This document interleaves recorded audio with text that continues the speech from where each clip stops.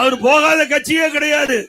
5 கட்சிக்கு போனதுல மட்டும் ஒரே 5 ஆண்டுல 2 சின்னத்துல நிறுத்தின பெருமை இங்க இருக்கிற வேட்பாளர்கள். முதல் அண்ணா திமுக நின்று ஜெயிச்சாரு, பிறகு அண்ணா திமுக இருந்து வெளியேறின ஜெயிக்கிட்டோம், போய் திமுக நின்று ஜெயிக்கிறார்.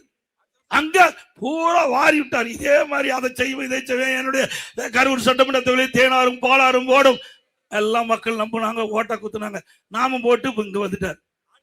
யாரு? தெற்கு சட்டமன்ற தொகுதிக்கு வந்துட்டார்.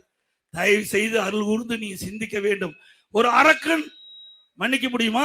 அரக்கன் எப்படிப்பட்டவர் உங்களுக்கு தெரியும். அரக்கனை விட கொடியமானவர், அரக்கனை விட கொடியமானவர்.